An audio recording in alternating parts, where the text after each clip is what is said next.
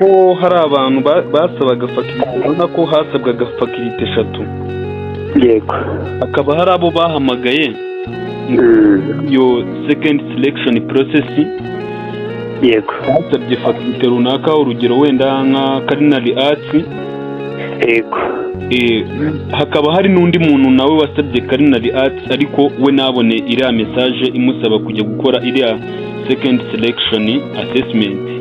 Bo baragenze gute ko harimo abari barasabye izo fakirite zahamagawe byaba byaragenze gute? ya dore ubundi urumva nyine kuri second selection assessment urumva kugira ngo uhabwe iriya email wenda uru ni urugero rutoya rwa second selection assessment, ariko generally murabizi ko result iyo basohoye results ntago ariko abantu bose babafata. Murabizi neza yuko ko hari abantu basabaga fakirite, urabona ko hasabwaga fakirite 3, yego hakaba hari abo bahamagaye iyo second selection process, yego basabye fakirite runaka, urugero wenda nka culinary arts, yego hakaba hari n'undi muntu nawe wasabye culinary arts ariko we nabone iriya message imusaba kujya gukora iriya second selection assessment. Bo baragenze gute ko harimo abari barasabye izo fakirite zahamagawe byaba byaragenze gute? ya dore ubundi urumva nyine kuri second selection assessment urumva kugira ngo uhabwe iriya email wenda uru ni urugero rutoya rwa second selection assessment, ariko generally murabizi ko result iyo basohoye results ntago ariko abantu bose babafata. Muraho neza, ndabasuhuje, amahoro y'Imana abane namwe. Ibisanzwe amazina ni Theoneste. Uyu munsi tugiye gukora ikiganiro kiri muri ubu buryo. Nakomeje kugenda mbahereza ibiganiro bimeze gutya, nabonye muri no kubikunda. Ni ukuvugana n'umuntu ukora application, bamwita, tugiye kuvugana n'uwitwa Mr Franco, muramuzi cyane, ajya agenda abafasha mu application agiye atandukanye hano mu Rwanda no hanze. Muramuzi cyane rwose, ndabizi ko munamukunda. Rero niwe tugiye kubana muri iki kiganiro. Nizere yuko ndi buze kubona amakomenti yanyu menshi munsaba yuko yazagaruka, ndetse muze no kunyereka buryo ki mwamwishimiye, munambwire ubu buryo bwo kubaherezamo amakuru nimba mwabukunze muri komenti. Nizere yuko ndaza kubabona. Muraho neza Franco? Yego muraho neza. Amakuru ni meza cyane, nanjye ni amahoro. Ni amahoro kabisa. Uguhamagaye ni Theoneste. Yego Theoneste. Nanjye nkora ibintu bijyanye no gutanga serivisi za online, cyane ama application. Yego ubwo abenshi hari abantu benshi mfite bagukurikira kandi banagukunda. Mani bamugisha cyane, bari muri groupe zanjye za application bita Go and Study Scholars. Iki kiganiro turi gukorana kiraza kunyura kuri YouTube channel bita Menya Nibi. Ufite channel yawe yitwa Menya Nibi? Menya Nibi TV. Yego ubwo wakwibwira abantu bagukurikiye baraza kumva iki kiganiro, wabibwira bakamenya Franco uwo ari we. Murakoze cyane. Abantu benshi banze nka Franco, ubusanzwe nkaba ndi n'umunyeshuri muri University of Rwanda. Ibi byose n'ubundi nkora bijyanye na online application bifatanya n'amasomo. Ndimo gusoreza muri URCST ibijyanye na Electronics and Telecommunication Engineering, akaba ariho ndi gusoreza amasomo yanjye tuzasoza mu kwa gatandatu. Aba bifatanya n'amasomo hamwe no kubafasha abanyeshuri, nkabahereza amakuru bose baba bafite amatsiko kuri universities zigiye zitandukanye, yaba UR yaba n'ibindi byinshi bigiye bitandukanye. Ibyo byose rero nkaba bifatanya kandi bikagenda neza cyane. Murakoze. Uwo niwe Franco tugiye kubana muri iki kiganiro. Natangira rero mubabariza bya bibazo byanyu mukunze kumbaza cyane, ko nanjye nanga serivisi za online application, ariko Franco uburyo asubizamo kuri YouTube nanjye njya mukurikirana cyane.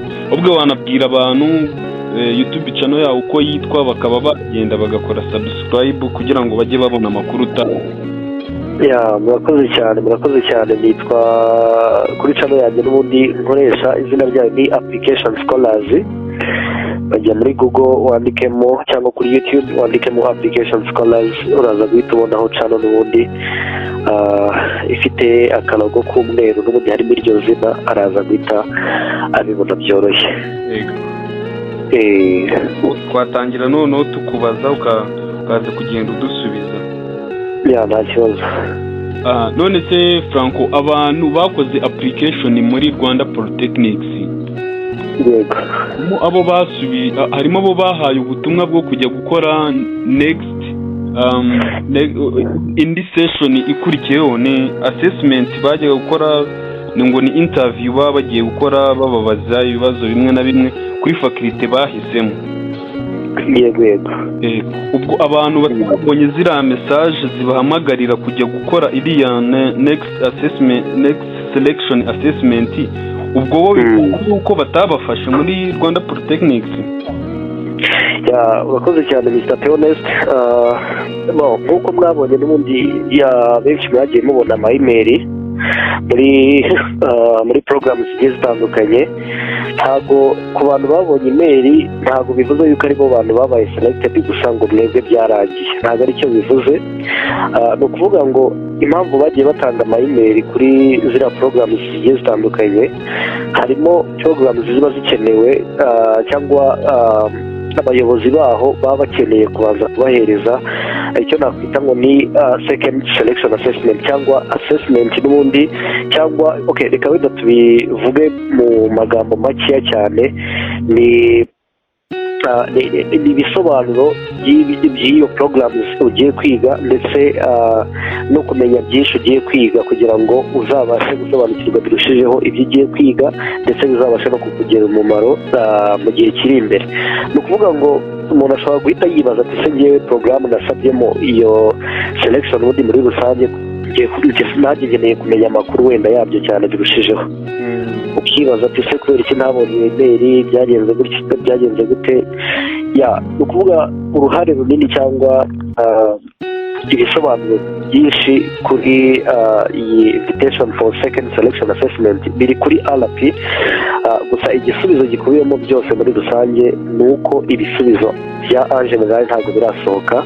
Abangabo nabo bafashe muri program runaka, ubwo hari ibyo bagiye kubahereza byihariye bireba abasabye izi program. Ni ukuvuga ngo rero ntabwo bivuze yuko abandi batabafashe, ntabwo aricyo bivuze muri rusange. None se Franco, karame ko hari abantu basabaga faculty, ubona ko hasabwaga faculty 3. Yego. Akaba hari abo bahamagaye iyo second selection process. Yego. Basabye faculty runaka, urugero wenda nka culinary arts. Yego.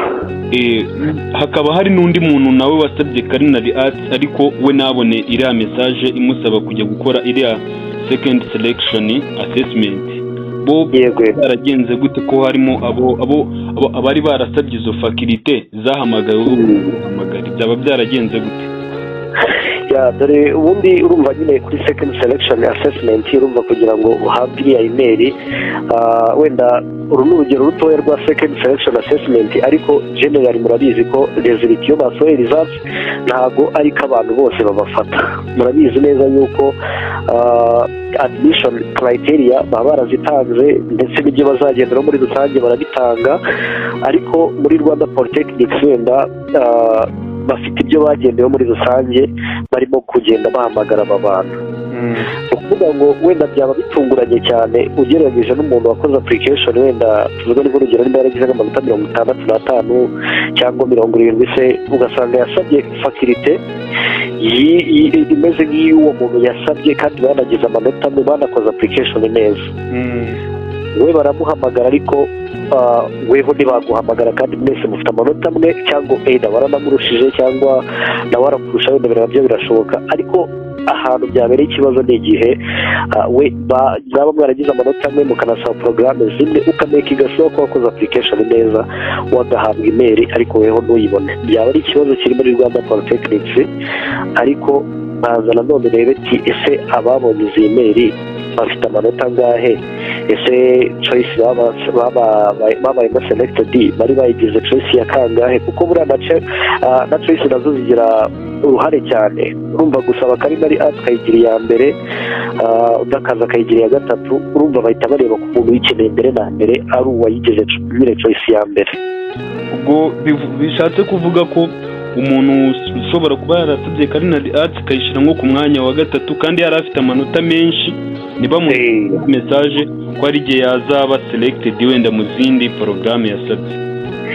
Nabyo birashoboka cyane, kuko urumva na culinary arts weho niba waragize amanota menshi, culinary arts ukayigira iya gatatu n'urugero, kandi mu by'ukuri choice ya mbere, muri choice ya mbere wasabye ntabwo bigeze batanga second selection kuri assessment kuri iyo faculty wasabye.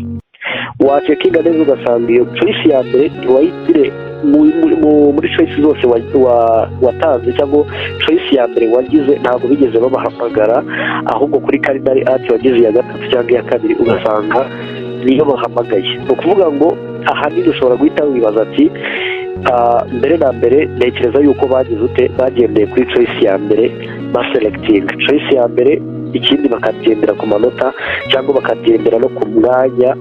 Theoneste turabizi cyane aho twahereye dukora application, ntabwo abantu bose babafata, barabanza bakareba accordingly, bakareba amanota umuntu yagize.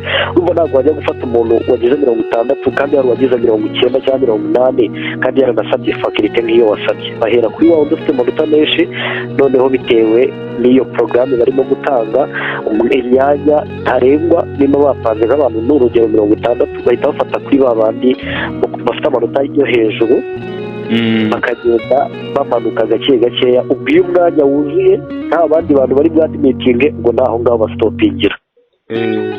Ni ukuvuga ni uko nguko twabivugamo muri rusange. Barabanza bakareba choice ya mbere, abayigize choice ya mbere culinary arts ni abahe, ese bafite amanota ya n'aya. Twebwe turi kugendera kuri ibi ngibi, aya manota niyo tugiye kugenderaho.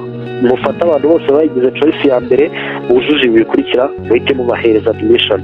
Nubwo buryo babigenzamo. Noneho abayigize choice ya kabiri baza muri segire mu mahirwe ya kabiri wenda, bitewe n'imyanya iri available muri rusange. Nubwo buryo ahanini ubundi ibijyanye na admission bitangwamo. None se Franco, karame abantu bakoze application muri Rwanda Polytechnics, yego kandi bakaba wenda bakeka yuko batazabafata, cyangwa bakaba barakoze application muri Rwanda Polytechnics ariko faculty bakunda cyane cyangwa porogaramu bakunda cyane ziri muri UR, birashoboka ko bazagerageza na application muri UR. Dore ubundi ukuntu biba bimeze, ni nabyo nanjye njya nkunda kubwira abantu banjye. Umuntu akora application muri Rwanda Polytechnics, Theoneste ntekereza ko wanabibonye kuko ibintu byarahindutse. Ubundi mbere rwose UR application ntabwo zatindaga ngo bigere kuri uru rwego. Wabonaga RP zitangiye, noneho mu gihe zirangiye cyangwa zenda nko kurangira, cyangwa haciye n'igihe gito zitangiye ukabona n'iza UR zitangiramo. Ubwo rero kuba application za RP zaratangiye mbere, n'ibisubizo bikaba byegereje, ndetse bamwe na bamwe baratangiye no kubibona binyuze muri no second selection assessment twavugagaho. Umuntu ashobora gusaba faculty muri Rwanda Polytechnics, wenda akayigira n'iya kabiri se akayigira iya gatatu, ariko akavuga ati ngewe no faculty banda muri UR ndashaka kuzayigira wenda choice ya mbere. Ibyo ngibyo birashoboka, ariko ukamakinga ashoboka ko muri entry requirements UR yasohoye iyo faculty uyemerewe, kuko muri andi mpamvu UR yatinze harimo byinshi bakirimo kwegeranya, harimo byinshi bakirimo guhuza n'ibijyanye na entry requirements. Buriya nicyo kintu cya mbere abo bantu bazabanza kurebaho, kuko hari igihe umuntu areba faculty akavuga ati faculty yarabi ndayikunze, ariko atarebye niba yemerewe. Aricyo gituma rero abantu benshi babura amahirwe, ugasanga agiye gusaba faculty abuze umwanya muri RP, bamuhaye umwanya ntawemeye, ahise yigira muri UR asabye faculty, kandi muri rusange iyo faculty ntabwo mu by'ukuri yemerewe, ugasanga yabuze amahirwe kubera kutamenya. Byaba cyiza rero kurushaho azabanza agenzure neza, arebe ese muri RP bamfashe yego. Ese muri UR niba ariho nshaka kwiga, ese ibi nshaka kwiga ndabyemerewe? Yego. Ese at least wenda bagendeye ku biki? Ibintu nk'ibyo ngibyo umuntu abanza byanarize ubundi abone guconcludinga cyangwa abone gufata decision. None se Franco, Karamye. muri University of Rwanda muri University of Rwanda ko tubona akenshi na kenshi, ubwo mbikubaje byo nkanjye nk'umuntu ubizi, application amanota bazafatiraho atangazwa nyuma y'uko application n'ubundi already zakozwe byarangiye. Yego. Ko batangaza amanota bafatiyeho badimitinga abantu muri UR. Yego. Abantu bafite amanota wakwita make ariko wenda ntashatse kuvuga umubare wayo, abo bazagerageza cyane yuko nta limitation baba babashiriyeho zo gukora application. Ya Theoneste turakoze cyane. Urabibona yuko nane wenda reka ndetse ntera ku mwanzuro heke yasohoye, sinzi niba warabibonye heke yasohoye principal pass. Yego, ko ku bijyanye na principal passes babikuyeho. Ibi ngibi bya principal passes yego babikuyeho, ntabwo kubikuraho ntabwo batanze itangazo bavuga yuko ibijyanye no gutangira kuko gukurwaho kwa principal passes bizatangira byibura mu kwa 9, kandi amasomo ya UR generally azajya atangira mu kwa 9. Nubwo birimo gutinda gutyo ukabona application ziri gutangira, ariko generally gutangira kwiga ni mu kwa 9 kwa University of Rwanda. Wenda RP byo ntabwo tubizi neza, abashaka gutangira mbere cyangwa bakanatangira mu minsi nk'iyo ngiyo, ariko generally gutangira ni mu kwa 9. Mvuze ibi ngibi ni iyihe? Hari ukuntu umuntu aba abona afite amanota wenda nk'amanota 50 se 51, 55 gutyo 60, akavuga ati njyewe rwose kabone nubwo batamfata ariko nagerageje.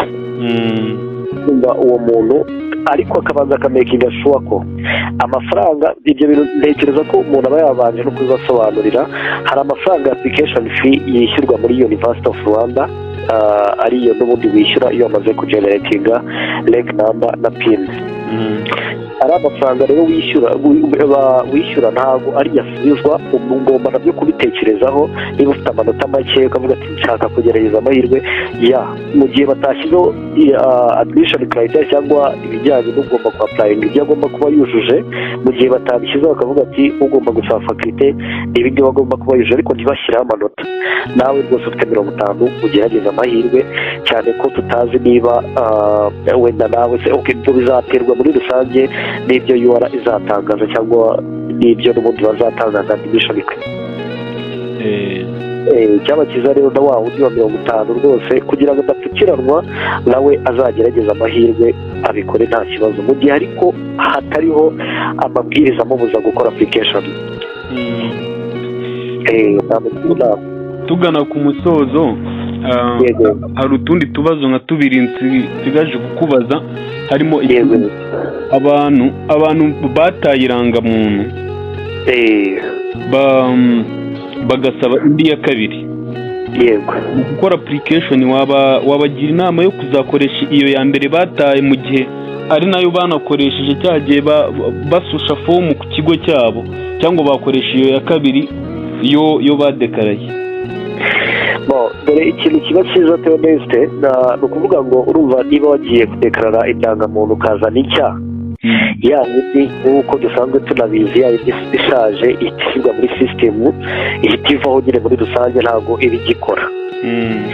Rero ikintu kiba cyiza, ndetse se no kuvuga kiba cyiza ndetse biri mandatory, reka tunabishyiraho nk'itegeko muri rusange. Niba warakosoje indangamuntu ukaba ufite indangamuntu nshyashya wavuye gukosoza ufite, iyo niyo uzajya ukoresha muri application zose urimo gukora, yaba iya UR yaba RP ndetse n'izindi nyinshi zigiye zitandukanye.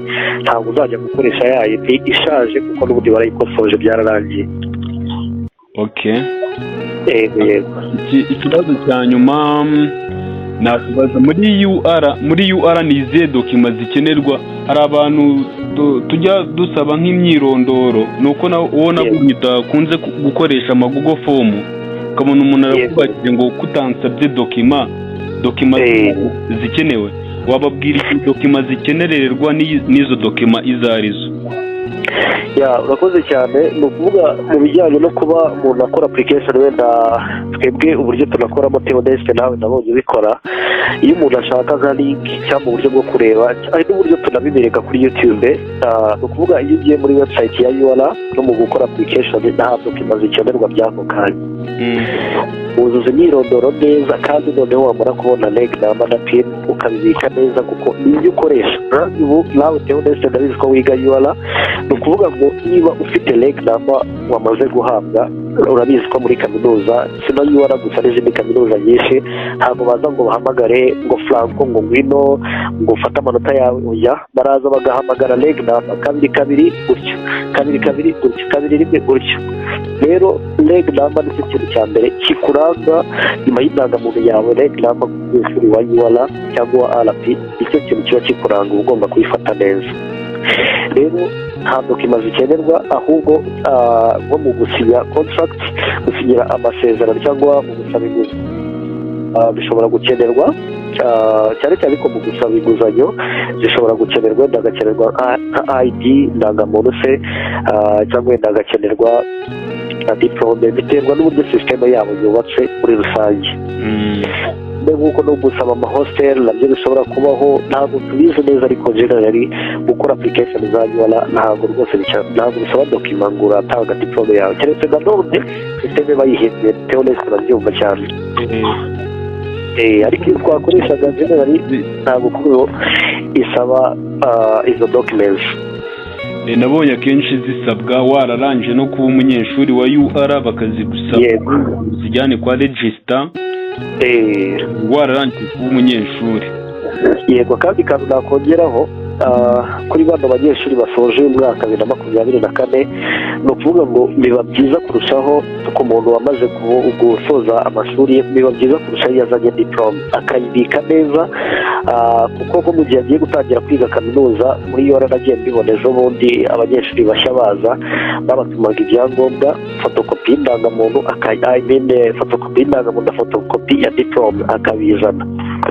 Rero ubwo ku muntu rwose usoje segonderi biba byiza agiye kuzana icyangombwa cye ku ishuri akakibika, biba byiza kurushaho. Noneho akanayisikaninga akagenda ayituma kuri telefone no kuri email, nabyo biba byiza kurushaho. Ndikumva ari ibyo ngibyo kabisa. Urakoze ku bisubizo byiza uduhaye. Ariko urakoze cyane. Narakurekura gato, wabwira abantu ikintu bita kuba admitted muri UR no kubona inguzanyo mu magambo make wasa nk'ubidusobanuriraho? Kuba admitted muri UR ndetse no kuba loan granted, wabidusobanurira gatoya tukakurekura? Yego, urakoze cyane.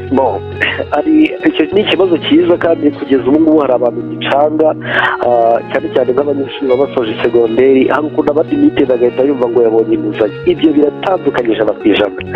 Ni ukuvuga ngo izi university yaba UR yaba na Rwanda Polytechnics ni university, ni institution ku ruhande rwazo, ni university muri rusange. Theoneste ndabizi, ndetse ndabyumva ko murimo kubyumva cyane. Ni ukuvuga ngo izi institution zitandukanye na HEC yo ni ikigo gishinzwe gutanga inguzanyo, ndetse ni ikigo gishinzwe n'ibijyanye n'inguzanyo muri rusange, ndetse n'amashuri makuru na kaminuza. Ibyo byo murabyumva cyane, ni Higher Education Council. Rero iyi HEC ni ukuvuga ngo UR itanga liste y'abantu bamaze kuba admitted, y'abantu nyine UR yemeye ubwayo, igatanga iyo liste. Gato wenda mbese iyo ibifite iyo liste y'abantu bamaze kuba admitted, noneho hazabaho n'igihe ubwo twahise twinjira mu gihe cya UR application wenda cyangwa cya Rwanda Polytechnics mu gihe ibisubizo byasohotse. Reka wenda duhere kuri Rwanda Polytechnics mu gihe ibisubizo byasohotse. Ibisubizo nibisohoka muri RP bazaba bafite liste y'abantu baba admitted, noneho habeho n'igihe cyo gusaba inguzanyo binyuze muri HEC.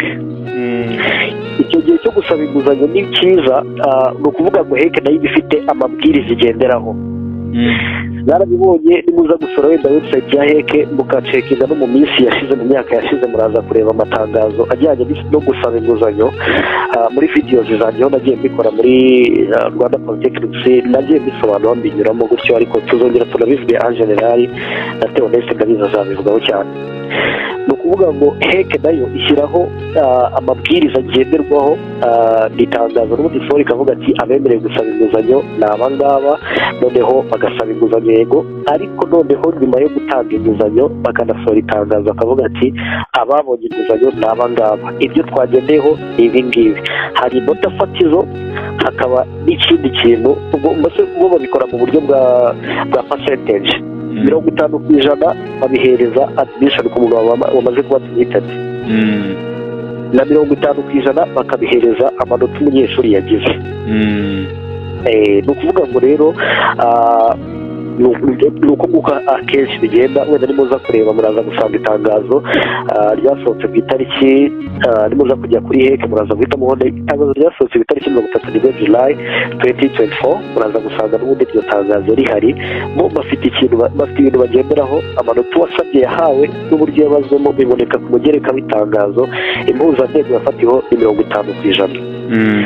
Bo ibintu bagenderaho 100% ni ibi bibiri: ni amanota umunyeshuri yagize babihereza 50%, n'ibyo umunyeshuri agiye kwiga muri kaminuza nabyo bakabihereza 50%. Ngo rero ibyo ngibyo banasohora na liste ya selection criteria ku nguzanyo, bakanavuga ati twebwe tugendeye kuri TVET science twafatiye kuri aya manota, UR science twafatiye kuri aya manota, TVET non science kuri aya, UR man science n'ibyo. Nuko nguko akenshi heke ibisohora. Ngo rero ku bijyanye n'inguzanyo nuko nguko bigenda. Umuntu ntazabona yabonye admission yaba muri UR yaba na RP ngahita yumva yuko yamaze kubona inguzanyo. Ibyo biba bitandukanye 100%. Ikindi kintu umuntu aba agomba kumenya ni uko ushobora kuba admitted ariko ntubone inguzanyo. Birumvikana cyane, kandi ukeka uzagenda unabibasobanurira byimbitse kuri channel yawe ya Application Scholars. Yego bizamenya ni kuri Menya Niyibi TV, naho bazagenda basangaho ubusobanuro bwimbitse. Ahubwo twagushimira ku kiganiro cyiza uduhaye. Murakoze cyane Theoneste, kandi ni ukuri mukomeze kugira ibihe byiza. Nashishikariza abantu kujya bagukurikirana cyane muri rusange, kuko nawe nabonye usobanura neza cyane pe, nabonye usobanura neza cyane, kandi abantu ukanababwiza ukuri kose. Ubundi ikintu kiba cyiza cyane kurushaho iyo umuntu umubwiza ukuri kose, atari udahisha cyangwa utagira hejuru cyangwa utagira ku ruhande, biba byiza kurushaho. Rero nawe ndagushimira cyane, kandi abantu bawe bose bagiye bagukurikirana umunsi ku munsi, kuko nawe usobanura neza cyane birushijeho. Twizere yuko kudusaba muri komenti bashaka kugaruka uzagaruka kuri Menya Niyibi TV. Zagaruka, ahubwo natwe tuzashaka uburyo tubatumira kuri Application Scholars, kandi twizeye ko ubutumire bwacu muzabwakira. Yego murakoze cyane Franco. Yego murakoze cyane Theoneste, kandi mugire ibihe byiza. Sawa. Merci.